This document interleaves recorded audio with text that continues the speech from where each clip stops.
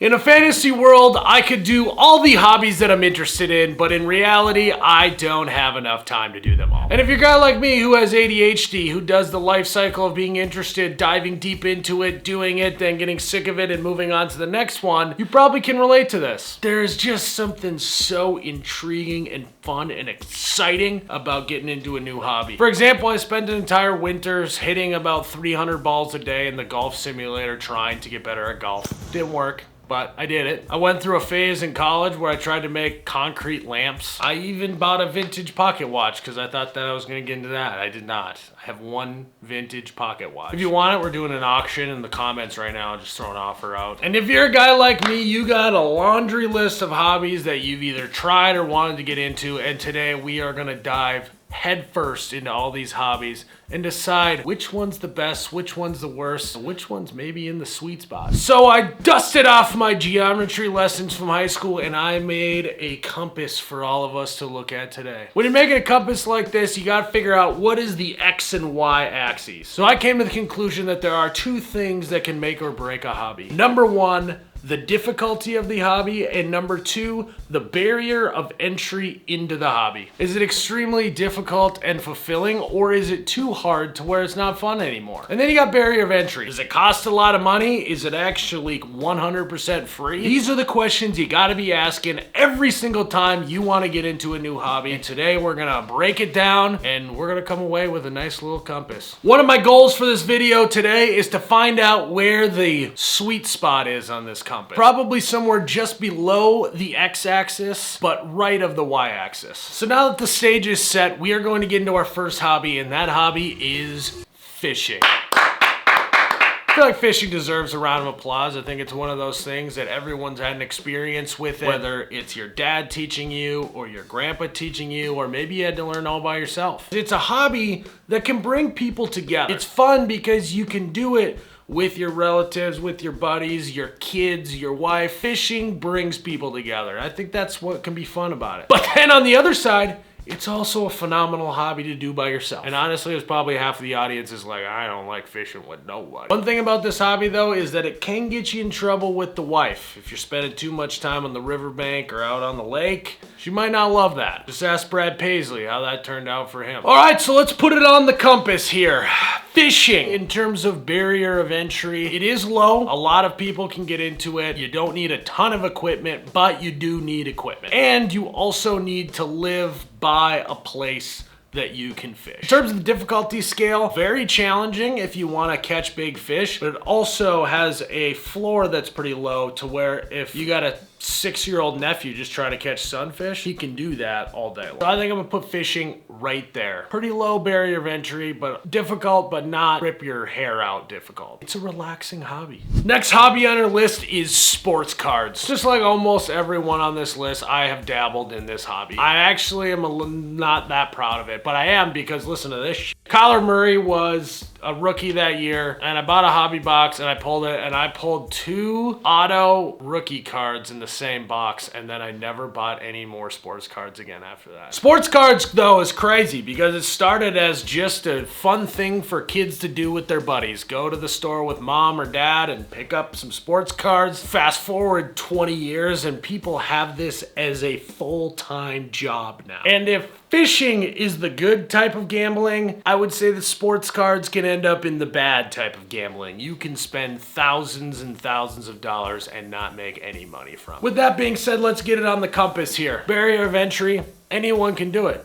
Kids have done it, adults do it. In reality, all you need is what? If you buy a little box, what, 30 bucks? Yeah. You know, 30 bucks ain't bad. Now, obviously, to do that over and over again, it adds up. Probably more expensive than fishing. The two biggest barrier of entries for sports cards is 1, money, and 2, the knowledge on what even to buy. And I feel like there's a learning curve and kind of a barrier of entry to where if you don't know that going into it, you're gonna burn a lot of money. And for that reason, I think the barrier entry is a little bit higher. In terms of easy and hard, it's really easy to break open a pack of cards, slide it in a sleeve, slide it in a hard case thing, and send it off to PSA. And so for that reason, I'm gonna put sports cards right here on the compass. Pretty easy to do skill-wise, but a much higher barrier of entry. Next on our list is video games, and this is a hobby that is actually quite robust. And video games are just so popular because you can do it alone, you can do it with your buddies. And when I start thinking about video games, why are they the #1 hobby in the world? And I think it's because video games are perfectly engineered to be the right amount of difficulty and the right amount of barrier entry to whoever they're targeting. You want to be on an esports team, you can spend as much money on your computer, your setup, your monitor, all of that, or you can be like Tyler's grandma who just has an old iPod with a free game on it. And the thing is they're both having the same amount of fun at completely different skill levels. They know how to toe the line of how difficult for it to be in order to keep you just coming back day after day after day. And so let's put this hobby on the compass. And honestly, where this one goes, it might be where the sweet spot is, but we'll see. I think in terms of real video games, the barrier entry is a little bit higher because you do need something to play it on. And we're not talking boomer games here. You either need a console or a PC, and then you also need to buy the game. I mean, you got to be prepared to spend $600-700 on a new console, or even $1,500 on a nice PC setup. In terms of difficulty, video games nail it better than anything I've ever seen in my entire life. So I'm gonna put video games right here. I don't think it's in the middle, because if something was in the middle, it would be disinteresting. I think in order for a hobby to be really interesting, it does need to be difficult. It does need to challenge you. It can't be just right down the middle. Our next hobby on the list is bushcraft, and shout out to the legend Luke from the Outdoor Boys channel. It's a hobby that's much more fun to watch than I feel like a lot of times it is to do, because of how hard it would be to even get into it. Bushcraft is interesting because you can get into it very easily in terms of how much it costs, because essentially you could just like have like a saw. That's kind of it, and you could go and survive in the woods. That's kind of what bushcraft is all about. But if you're gonna do it right, you need the pack, a warm sleeping bag, all that stuff, so it can get really expensive. If we put bushcraft on the compass, I am gonna do bushcraft doing and bushcraft watching, because I think they're two different hobbies. Bushcraft doing, the barrier of entry is high. I don't even know where I would begin to go do bushcraft. I either need to buy some land. Yeah, I gotta go to a national park. But also the other part of the barrier entry is like how much knowledge you need to know to be able to like survive. Oh, and then the difficulty. I don't know if you guys have watched any bushcraft videos, but bushcraft is just sawing wood for structure or a fire. So for that reason, this baby's going way up top and way right. Now, watching bushcraft, the barrier of entry is you just need a YouTube app download on your phone, so that's pretty low. And so for that reason, I'm putting it right here. So shout out to the people who actually want to do bushcraft, so us who have the hobby of watching bushcraft have some nice, easy, relaxing television before bed. The next hobby up is golfing, and this one is maybe the one I've spent the most time on this list doing. Golf is awesome because you can get a group of 4 guys, go out there and just forget about the world. What's funny about golf is it was pretty nerdy and lame up until COVID, and then COVID, everyone was like, oh shit, this is something I can do outside, and holy crap, golf is sweet. And now you got golf YouTube channels, you got the Live Tour popping up, trying to make golf cool and be cool. And if you'd have told me 15 years ago that everyone would want to play golf, you could have knocked me over with a feather. A lot of downsides to golf though. It is expensive, and it takes up a lot of time. Kind of like fishing, it can make your wife kind of mad, and that's kind of the eternal struggle between husbands and wife, is how much time you spend on the golf course. What makes golf very interesting is it is one of the most difficult things and hobbies to do on this list. Very, very rarely can you just show up to a course and be just naturally good at golf. So let's put golf on the compass. Anytime you're doing a hobby where you leave the course saying, I'm never doing this hobby again because I did so bad and it's so difficult, you gotta put it far right. Barrier of entry is you gotta have a course by, yes, you can buy a cheap set of clubs, but like, you're still gonna be spending $200, $300, $400. Gotta buy the clothes, the shoes, the whole get up. And because of the difficulty in the barrier of entry, I'm putting golf right here. And now that I look at it on the compass, it makes so much sense why I absolutely hate golf, but I also love golf. Next hobby on our list is grilling. Grilling is an interesting hobby because the people who benefit most from this hobby are the people not even doing it. It's the people who are just showing up watching someone grill. You don't need much. Like, you actually could just start a fire and be able to grill something over a fire. Even you can get a charcoal grill and be good at it for 80 bucks. Obviously, you need to be buying meats and all of that, but you're gonna buy food to eat anyways. So I think one thing that's interesting about grilling is, surprisingly, there's a lot of ego involved with grilling. There's somewhat of an ego involved with being a grill master. Let's put it on the block. I would say the barrier of entry is lower than fishing. You can do it right in your backyard. You can get an $80 grill. Obviously, if you're gonna be doing high quality grilling, it's much more difficult. But in terms of just grilling a good steak, I feel like once you kind of know what you're doing, it's not too difficult. So I'd say grilling with right there. Would you say? Yeah. It's a good spot for it? Yeah. Like, it's pretty low, not too difficult. It's obviously not the easiest. It's not like watching Bushcraft, but... And if we were gonna put the hobby of watching someone grill on this, it's gotta be one of the most difficult things on planet Earth to do, but obviously anyone could do it. So I'm gonna toss that bottom right. The next on our list is woodworking. Now, woodworking is somewhat of a solo venture hobby, because I feel like most people who do woodworking like to just be in the shop by themselves making something. But where it kind of brings in other people is when you're giving stuff as gifts. And I think that's what people like a lot about woodworking, is I'm gonna make something and give it to someone. Yeah, downsides, it takes a lot of time and a lot of patience. And I don't have a lot of time and I don't have a lot of patience. So that's probably why I've been doing it the least. And if you've ever done woodworking, you know about 50% of the time is going to the store to get materials that you forgot, or waiting for glue to dry. So let's toss it on the compass. I think that woodworking, to get into it, you need to spend some money on tools. But it's not quite as difficult in golf, because you don't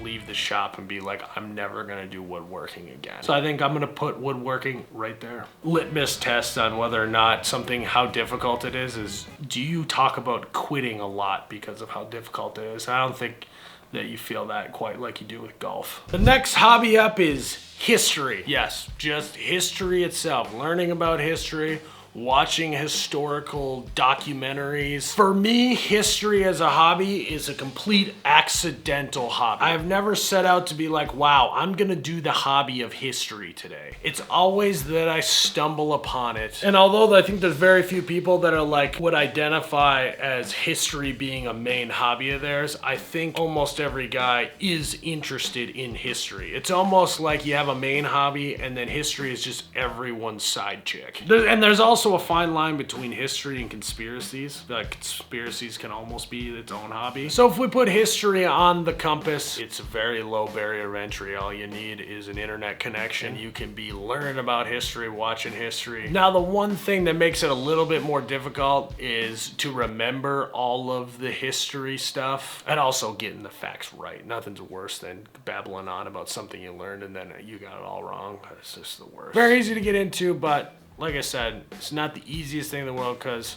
there's a lot of information flying around. You gotta remember it. Next hobby on our list is tech, which tech can be like a very broad thing. When I think of a tech hobby, I'm thinking of YouTubers like Marquez Brownlee or Linus Sebastian. Guys that are interested in all the techie features of stuff, as well as being able to like build some of that out. Like, those guys could build a computer from scratch, or make their own home theater setup and it sound really good and be really good. Tech is cool because these guys know how to troubleshoot. There's just something manly and cool about when a problem arises in the technology sector, being able to diagnose it and be able to fix it is kind of badass. Let's put tech on the docket here. The barrier of entry can be quite low, but also I think that it can be very difficult. It's kind of wild that, like, knowing what television to buy is somewhat of a skill in 2025. And so for that reason, I'm gonna put it right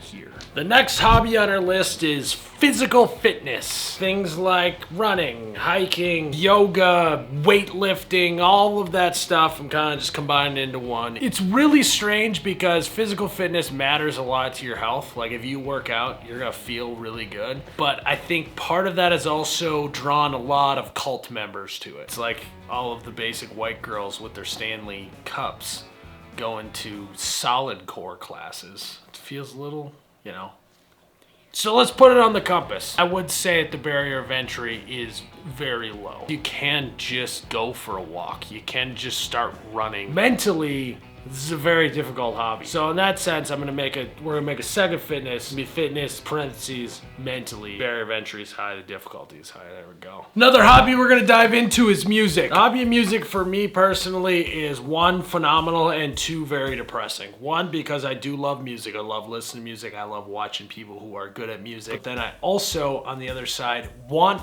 to be really good at music, but I have no talent. I have no musical talent, and that can be depressing for me, but I like to listen to music. What's really cool about that type of hobby is there's also the payoff of performing is an unbelievable high. So let's toss this sucker on the old compass here. In terms of barrier entry for music, it is quite literally a whole nother language. So the barrier of entry is, can you speak the language or can you not? And that alone brings the barrier of entry up much higher. So that being said, I'm gonna toss music right there. Next hobby on our list is cars. We've talked a lot about trucks on this YouTube channel. If you haven't seen those, you can check out that YouTube video right there, and maybe this one right there. Cars as a hobby has one of the best coolness factors on this whole list. You know how to work with cars, tinker with cars, know which ones to buy, which ones not. That is just a cool hobby to have. I feel like cars are also very similar to fishing, to where a lot of people learn about cars from their dad or their grandpa. It's kind of passed down knowledge. You can do by yourself like fishing, but you also can be very fun to work with someone else on a car.